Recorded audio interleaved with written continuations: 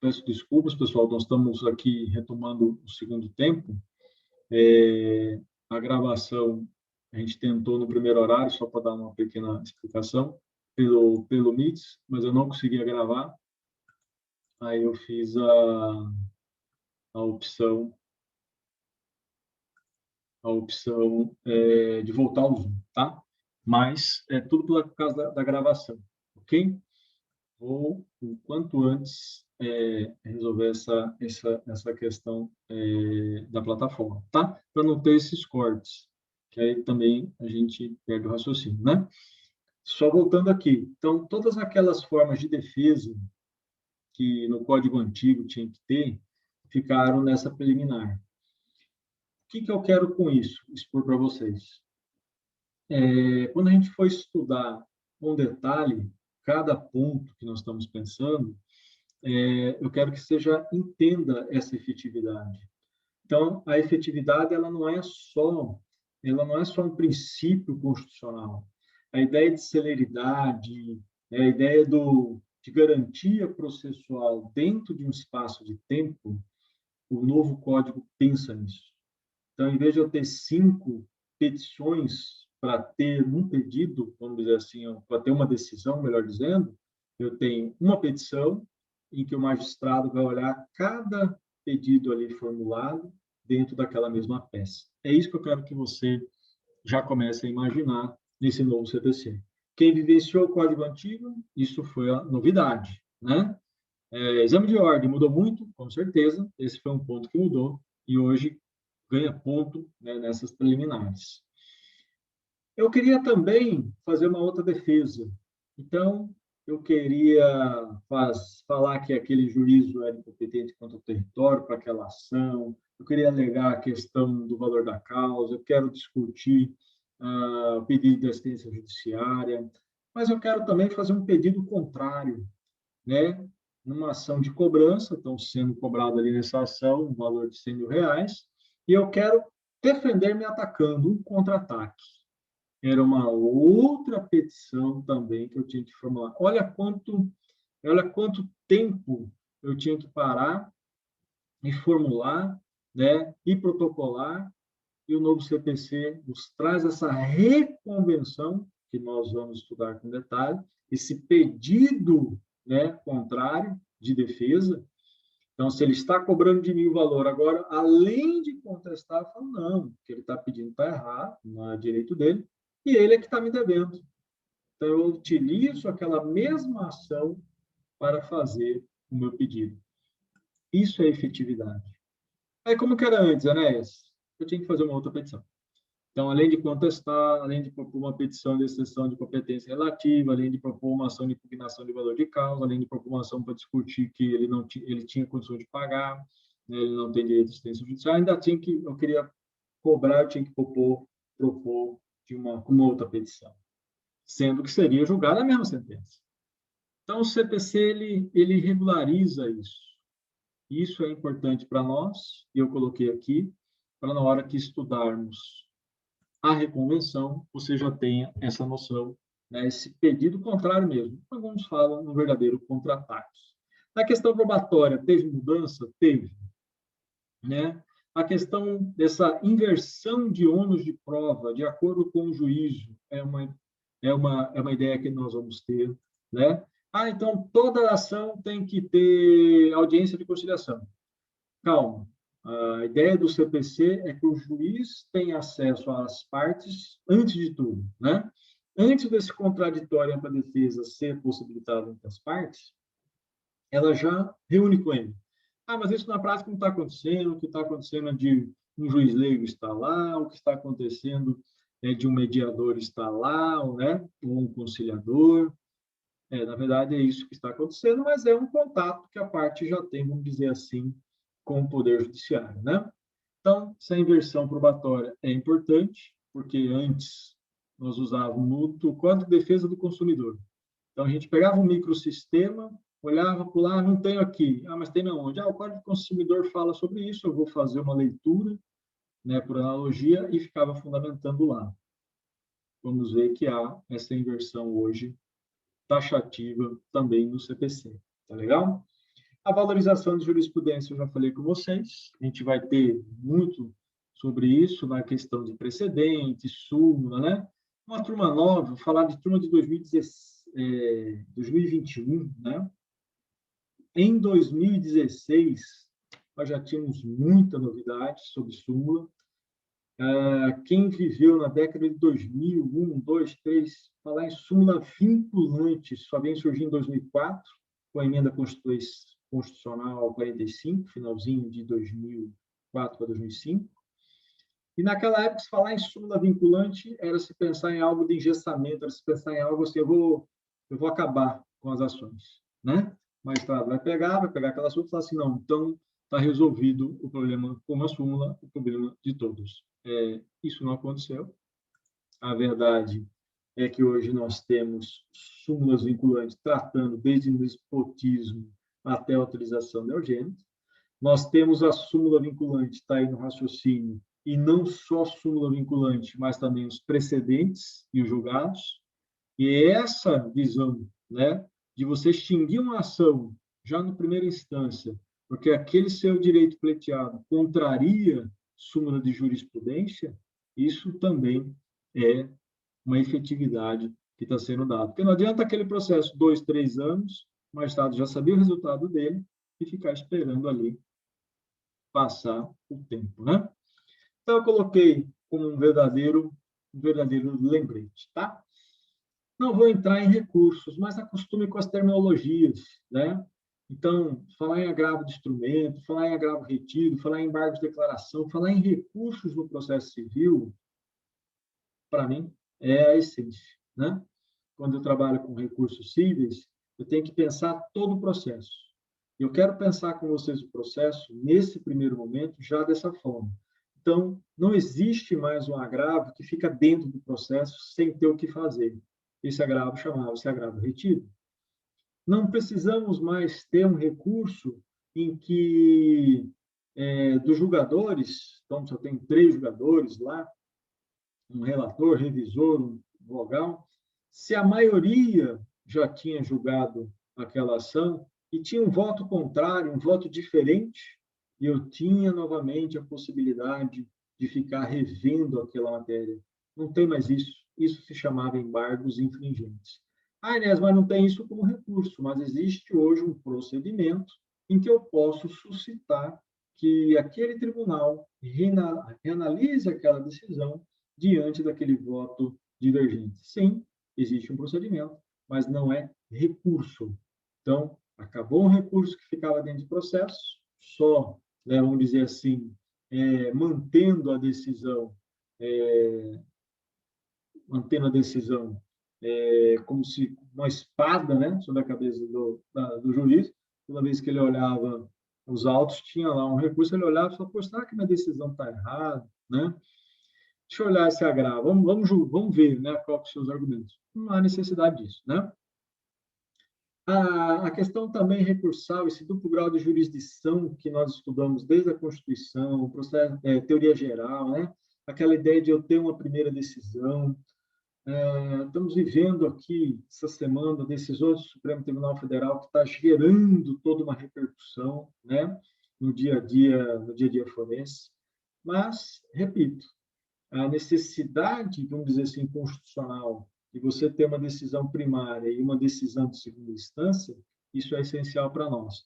É tanto essencial que mesmo que um ministro do Supremo Tribunal Federal profira uma decisão monocrática interlocutória, aquela decisão tem que ir para um órgão colegiado. Mas é nessa que a decisão foi para um órgão colegiado, aquele órgão colegiado manteve a decisão daquele ministro, daquele julgador monocrático. Para onde eu vou? Né? O Supremo Tribunal Federal é o nosso último grau de jurisdição enquanto recurso. E nós vamos chegar até lá, tá certo? Então, eu coloquei só ali uma mudança importantíssima que teve nessa nova codificação, que era de você evitar ficar interpondo um recurso na primeira instância, naquele juízo de primeiro grau, passar aquele recurso, o juiz ficar olhando se o recurso era tempestivo, né, estava dentro de um prazo legal, se aquele recurso tinha os pagamentos, que é o preparo, se aquele recurso tinha uma legitimidade, as condições de se desenvolver, sendo que ele não ia julgar o recurso. Então, o novo CPC tira isso, vamos dizer assim, essa revisão de admissibilidade e permite, né, vamos dizer assim, eu interpor a apelação aqui, mas a admissibilidade de mérito nós vamos pensar já no TJ ou no TRF, né? O agravo de instrumento nunca, vamos dizer assim, teve essa necessidade de uma admissibilidade de primeira instância, desde a sua criação no instrumental em 1994, mas mudou muito também. O agravo de instrumento mudou, eu digo que mudou aqui dentro dos estudos para melhor, que lá em 1994 eu tinha que interpor esse recurso na primeira instância, e ele é um recurso muito usado, né, no dia a dia forense, porque são de decisões interlocutórias, ou seja, é o pedido da minha liminar, é o pedido daquela prova, enfim, é tudo que acontece naquele curso do processo. E lá em 1994 eu tinha que interpor o agravo e aí ficar juntando, instrumentalizando, é daí que surge o seu nome, documentos dentro daquele recurso. Hoje, de maneira mais simples, mas o que me interessa é só relembrar também aí as suas terminologias, né? Embargos de declaração, que nós vamos ver as mudanças que tiveram. Ele é um recurso que serve muito para esclarecer aquela decisão proferida. Excelência, está obscuro, está contraditório. Só que o embargo de declaração, ele era, como que eu digo? Ele era muito deixado de lado. Era como se não fosse nenhum recurso, né? Eu lembro de eu ter trabalhado muito com graduação e pós-graduação, falando assim, olha, lá em 2010, 2011, bem na época do projeto de lei do novo CPC, em que existia a proposta original no projeto de lei 66, se não me engano, o original no Senado, em que tinha a proposta de se extinguir os embargos de declaração. Ou seja, para que eu preciso de um recurso que eu vou falar para o magistrado esclarecer aquilo que ele proferiu, né? Só que esse recurso ele é essencial, ele foi, vamos dizer assim, ele foi encorpado com o novo CPC, a tal ponto que hoje ele tem sim a sua finalidade de esclarecer, de aclarar, e tem feito isso os magistrados dentro do seu julgamento. Nessa última parte aqui, eu só utilizo novamente a terminologia extraordinária e especial, mas eu quero que você fique atento. Você que está iniciando o processo civil, e aí já deve ter ouvido essa palavra, e eu tenho certeza nessa turma, na palavra fungibilidade, né? Em algum momento você já viu falar em bens fungíveis e bens infungíveis, né? A fungibilidade vem, essa terminologia também para o processo. Mas o que eu quero que você entenda? Estou falando de um novo código rápido, célere, em que eu interponho uma espécie de recurso, não é aquela espécie correta, o magistrado olha e ele, em vez de falar, extingue o seu recurso, que não é certo, ele fala assim, olha, pelo princípio da fungibilidade, eu vou acolher, admitir o seu recurso, como se fosse o correto, dentro da espécie, e ele faz aquele aproveitamento do ato. A gente vai ver essa fungibilidade nos recursos, nós vamos ver essa fungibilidade nas ações, principalmente possessórias, na hora que trabalho posse, direito real, coisa, posse, e aí eu uso muito processo civil, procedimento especial, né? Existe também essa dúvida, você entrou com uma ação para reintegrar aquela posse, mas não era para reintegrar, era uma ação, acontece também, de interdito proibitório. Então, não tinha sido retirado de você a posse, né? Mas aquela perturbação e aqueles bullying estavam ocorrendo a tal ponto que eu precisava acionar o juízo. E ele olha e fala, não, mas aqui você não perdeu, ainda não é, né, propriamente um esbulho para reintegrá-lo, mas eu vejo que há essa perturbação, está demonstrado aqui, ele entra lá, tira uma árvore, tira né, uma madeira, volta, ele está causando essa perturbação. É um caso não de reintegrar, mas é um caso de proibir, né, essa perturbação aí, o chamado interdito. Então, a gente vai pensar isso, essa fungibilidade, essa possibilidade de utilizar aquele meio processual sem extinguir. Essa é a ideia que eu quero que vocês entendam. Então, eu poder propor uma espécie de recurso, e aquele recurso não ser o correto dentro daquele momento, mas o magistrado aproveitar utilizando a chamada fungibilidade.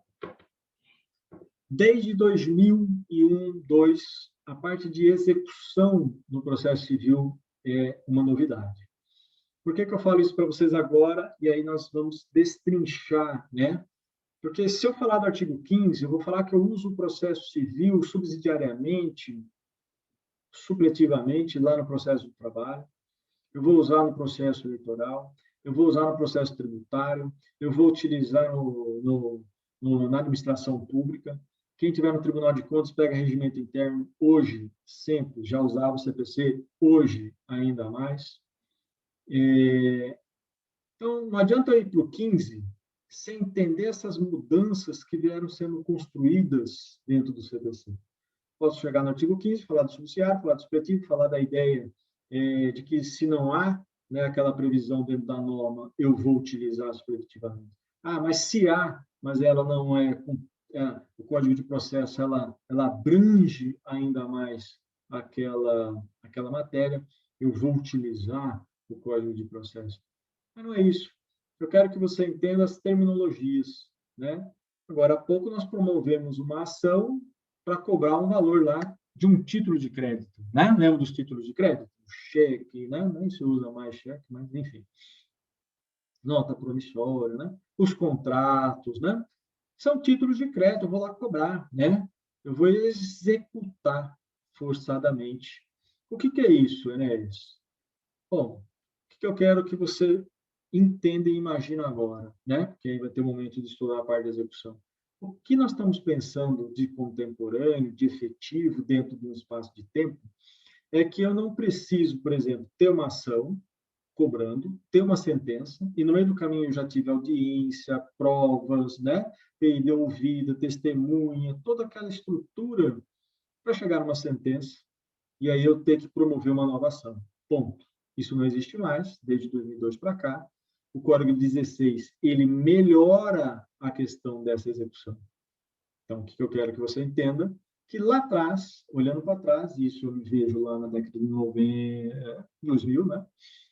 Final de 90, 2000, fazendo penhoras, como eu disse nas aulas passadas, na aula passada, penhora de bem lá, linha telefone, enfim. Hoje nós temos toda uma estrutura. Eu não preciso mover uma nova ação, eu utilizo a própria sentença, né? Então, dentro daquele mesmo processo. E no caso, se for realmente um título extrajudicial, por exemplo, cheque, uma pessoa, contrato, enfim, uma CDA, que é uma certidão de dívida ativa, e aí eu olho lá para a execução fiscal também, aí é uma ação nova, uma ação proposta, né, para executar e exigir aquele título, tá bom? Como proceder isso? Temos novidade? Muitas, né? Muitas novidades, que vai desde da penhora online, Bacen Jude, eu costumo com o termo, até, né, Renajude, Infojude, enfim. Hoje, é só para você que toda essa eficácia está dentro do CPC, está aí nos dando uma sistematização. Então, vamos sistematizar? Vamos. Parte geral, parte especial, você já entendeu. Você vai abrir o seu código, ele tem essa divisão. É uma novidade, porque o código antigo não tinha. O código antigo só tinha divisão por livros. Então, a gente tem uma semelhança muito com o Código Civil, né? Parte geral e livro, livro 1, livro 2, parte especial. Coloquei na tela aí, vai estar também lá já na leitura básica para vocês, que eu vou colocar, né? Tenho seguido o professor Humberto Teodoro, mas eu tenho sempre olhado para o Fred Dier, gosto muito do Alexandre Freitas Câmara, gosto muito do Marinoni. Mas essa estrutura do livro 1, que nós estamos tratando como normas processuais, você vai ver que os primeiros 15 artigos do CPC é muito essa parte de princípios, normas, como conviver com o outro, né? Outro ramo do direito. Tem algo que salta aos olhos, né? Para quem vem acompanhando o processo civil há um bom tempo, se você pegar o artigo 10º aí, o juiz não pode decidir em grau algum de jurisdição. Nós vamos falar sobre ele. Estou só dando um exemplo. Com base em fundamento a respeito do qual não se tenha dado às partes oportunidades de se manifestar. ainda que se trate de matéria sobre a qual deve decidir de ofício. Olha o que está dando no comando, isso não tinha no comando. O juiz não pode decidir. Mas o que é isso em grau de jurisdição?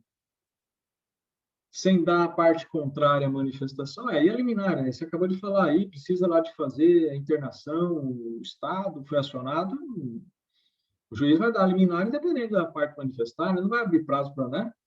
É um caso de urgência. Sim, né? A decisão que ele está se referindo aqui é independente da liminar, né? No caso de urgência, nos casos de tutela de urgência, que a gente vai ver provisoriamente falando, o magistrado faz uma cognição rápida, uma cognição sumária, né? Ué, mas aqui está dizendo que, em grau algum, com base em fundamento do qual nos tenha dado às partes oportunidade de se manifestar, ainda que se trate de matéria de ofício. O que é isso? Ainda que seja uma matéria de ordem pública, ainda que seja uma matéria de ordem processual, né, uma prescrição, uma decadência, enfim, uma ausência de legitimidade, essa é a regra. Estou numa parte geral. Só que dentro da parte geral, nós vamos daqui a pouco olhar para as tutelas, para a tutela provisória. E eu vou abrir uma exceção. O que eu quero dizer? O que eu quero que você olhe para esse artigo agora? Ele está dando um comandamento para o magistrado, e aí nós vamos ter não só uma leitura positivada, o que é isso? Uma leitura limitada ao texto de lei. Nós vamos ter que começar a fazer o quê? Essa interpretação da lei. E essa interpretação da lei, muitas das vezes, ela vem acompanhada, né, de uma decisão do Supremo Tribunal Federal, né? Vou voltar aqui, eu só coloquei para vocês ali o artigo que a gente vai estudar em sequência, mas olha a disposição que nós temos. Parte de normas, aí eu tenho no livro 2 só dessa função, eu vou falar muito da questão das competências, né? A gente vai entrar logo nessa parte de competência funcional, territorial, estrangeiro, enfim. Quem que são os sujeitos do processo, né? Quem que é o polo ativo, passivo, litisconsórcio, quem que vai estar intervindo dentro daquela relação? Tenha isso na sua mente. Coloque essa divisão que está aí na tela. Eu vou ter um momento só de tratar dessas tutelas provisórias. Como que eu extingo esse processo? Terminou essa parte geral, eu tenho uma parte especial importantíssima para trabalhar com a petição. O que eu vou escrever? Como é que eu vou escrever? De que maneira que o magistrado vai decidir? Isso é importante. Eu tenho toda uma parte de execução que eu falei para vocês. Desculpa. Tribunais, desculpa, que pegam, nós estamos aqui online, né? Então não tem problema a parte dos tribunais, dos meios de impugnação.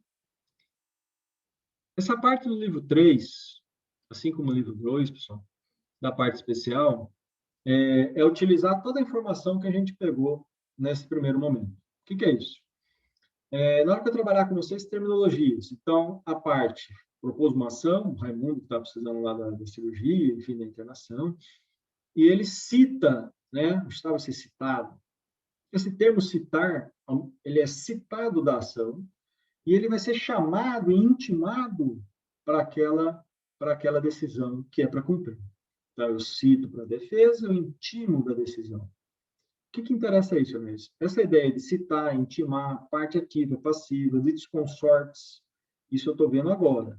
Só que eu preciso entender que isso eu vou olhar daqui a algum tempo e ver lá nos recursos. Então, na hora que eu tiver uma sentença que reconheceu aquele direito de Raimundo de ser internado, interlocutoriamente, daquela sentença, o Estado pode recorrer, assim como ele poderia ter feito lá da interlocutória por meio de agravo de instrumento. E nessa ideia de recurso, eu vou ter que voltar novamente a essas terminologias. Então, se eu interpor um recurso de apelação, o Estado propõe aquele recurso, a parte contrária, vamos dizer, o apelado, Raimundo, satisfeito, ele vai ser intimado. A palavra intimação é uma base que eu tenho que ter. O intimado significa que ele vai ser chamado agora, não olho mais para a defesa contestar uma ação, mas eu olho para defender daquele recurso. Mas então o que o Raimundo quer? Ele quer que a sentença seja mantida. Mas ele já foi internado, ele já teve a cirurgia, ele já fez tudo. Sim, mas se houver a reforma, em tese, o Estado pode, né, ressarcir de todo aquele gasto, caso a decisão não lhe seja favorável. Olha que situação.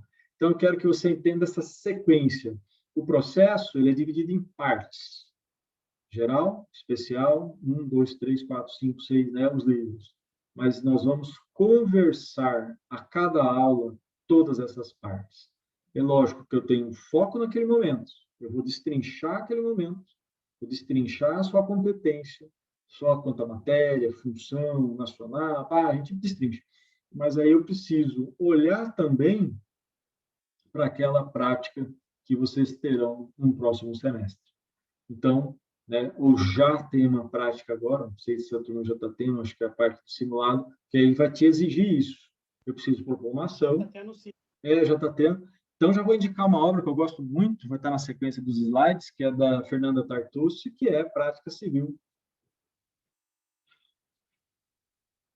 A obra dela é show de bola, e vou usar com vocês aqui. Depois eu vou passar ela está como leitura, acho que complementar, que é a Fernanda Tartucci, que é prática civil. Eu nem uso o termo processo, é prática civil, tá? É isso que eu queria nesse primeiro momento. Vamos lá, vamos avançar. Eu uso os termos aqui, às vezes, em direito processual e direito material. O que é isso? Direito objetivo e direito substantivo. Direito, né? Eu preciso do processo civil, olhando para uma ação que eu estou pensando agora aqui nesse momento, que trata de saúde, que trata, né, dessa internação. Ele tem o direito constitucional à saúde, ele tem o direito civil à saúde. Eu preciso movimentar essa ação.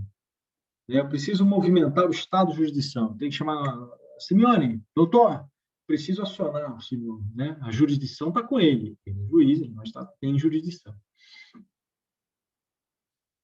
Mas ele não é o juiz competente, ele está lá em Sinop, por exemplo. Aí, não, mas é em Cuiabá. Então, eu tenho que procurar ação aqui. Então, mas é a pessoa dele? Não é pessoal, estou dando um exemplo, né? Eu vou propor a ação, né, naquele juízo de direito, e na hora que for distribuído para o juízo de direito, aí eu tenho um juízo prevento. O que é isso? O responsável. Mas o que eu quero entender agora? Para fazer essa movimentação do judiciário, que depende do meu processo, o direito processual é evidente. O direito material, que eu estou dizendo, o direito à saúde, constitucional também, esse direito civil, né, de vida, né, esse é o direito que nós temos no termo do direito material. Se eu for para a área ambiental, é a mesma coisa. Se eu for para a área tributária, quem está mexendo com tributos. Se eu for, enfim, eu vou eleitoral, né, que tem vários colegas. Então, esse é o direito material em que eu vou utilizar daquela norma, daquela lei, daquela matéria infraconstitucional, por meio do processo. Eu só quero diferenciar o direito material, essa norma, do direito processual hoje, processo civil, mas que eu vou mexer com vocês. Eu falo em microsistema, né?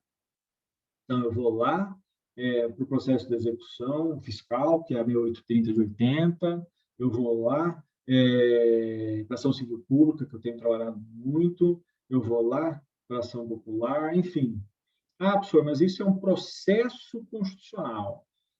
Pessoal, nós vamos começar a criar nomes doutrinários para vender livro, né? Dizem alguns, mas isso é processo, né? Eu tenho um sistema processual civil geral que nós estamos pensando, teremos outras normas, né? Vamos dizer assim, que nós vamos utilizar, que são outras leis também extravagantes. A palavra interpretação, ela vem nesse momento e nós vamos utilizar essa interpretação do código, essa essa contextualização, esse sentido do texto, né? Quando eu falo que o magistrado não pode decidir sem possibilitar ampla defesa do contraditório, essa interpretação da norma tem que ser realizada por quem, Enéas? Em regra, aquele que detém o poder de julgar, quem tem a jurisdição, né? Mas nós que eu digo, nós, estudantes, nós, o colega advogado, o colega defensor, enfim, nós temos que conhecer essa interpretação para, ao propor aquele processo, ou demandar, né, saber identificar os seus sentidos. Então, eu coloquei o resultado dessa interpretação, nós temos a própria norma, né? Essa existência, essa reconstrução do processo civil atual, de 2016, em contrapartida ao de 1973, ele é um processo que reconstrói, né? De reconstrução. Mas por que de reconstrução? Porque eu posso ter a norma e o Supremo Tribunal Federal, ao analisar aquele texto do CPC, diz: olha, ele vai ser interpretado conforme a Constituição. Isso acontece muito no civil, não sei se vocês se lembram.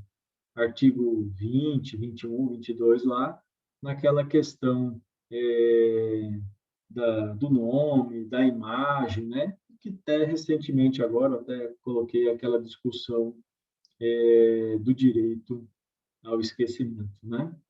Então, essa interpretação da lei infraconstitucional em conformidade com a Constituição é muito importante para nós nesse momento. Por quê?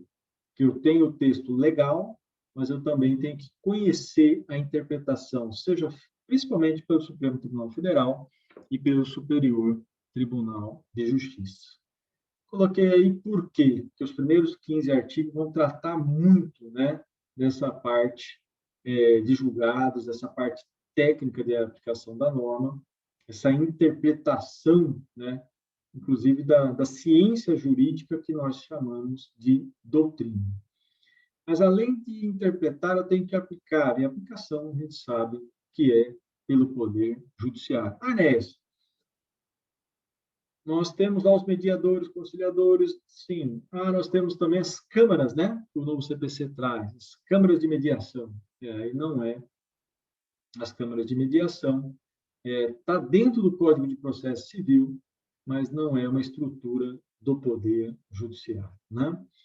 Esse eixo de normas que a gente segue, principalmente olhando para a Constituição no seu artigo 5º incisos, eu vou estar sempre pautando para as nossas aulas, tá certo?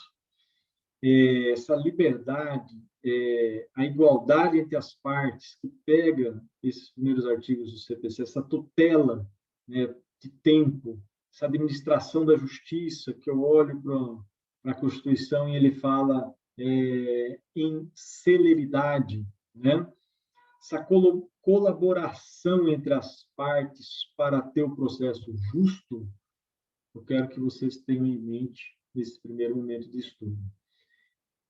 Logicamente, que toda essa fundamentação, vocês já ouviram falar, né? Devido processo legal, artigo 5º, inciso 54, né? O que é esse devido processo legal? Eu só mudo agora, vamos dizer assim, não é mudar, mas reconstruir o devido processo legal olhando para um processo justo.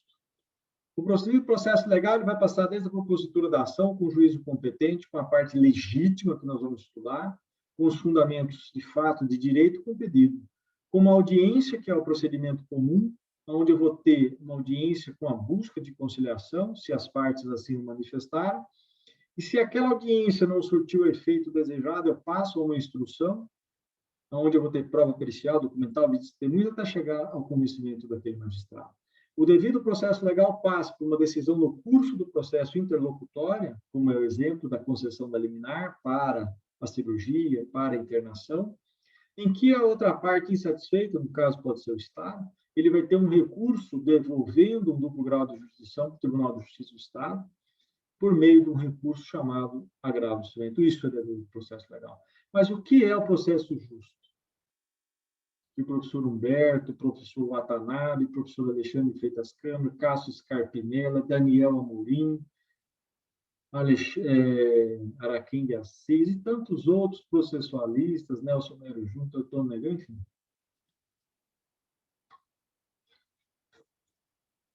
O que é esse processo justo, né? Além de ser legal, né, entre direitos e paridade de armas, que a gente fala, né, artigo 5º da Constituição, essa imparcialidade do juiz no seu julgamento, né, que vem desde, né, da própria norma constitucional, irredutibilidade, isenção, né? O que é o magistrado imparcial, Enéas? É aquele que ele está julgando de acordo com o direito pleiteado, com as provas realizadas, né? E aí tem as garantias que eu coloquei aí, que é mais de ordem constitucional, né? Essa vedação aos tribunais de exceção, que também traz a imparcialidade. Quem tem que ser imparcial? Vamos estudar. O Código de Processo traz o artigo 139. Por que o juiz dirigirá? Como que ele vai dirigir o processo? Como é que ele vai conduzir aquele processo, esse tratamento, né, essa duração razoável do processo? Está finalizando esse nosso segundo momento, mas eu vou deixar gravado os 2 horários também no portal e espero na próxima a gente ter um único tempo, vamos dizer assim, para a discussão, né? Então, essa duração razoável, dentro do CPC, eu estou utilizando desde lá da Constituição Federal, né? Toda essa visão de julgador, né, de contraditório, de ampla defesa, né, toda essa visão processual constitucional, que você já tem noção, por isso estou passando, né, com fundamento na Constituição, afastando o cerceamento de defesa, afastando, né, aquilo que impede a discussão dentro de um processo, né? Vamos ver um artigo extremamente questionado no processo civil, 429, 28, principalmente que fala das decisões judiciais, onde o magistrado tem que fundamentar, né, sob pena de ter uma nulidade da sua decisão, não somente num erro de julgamento, mas num erro de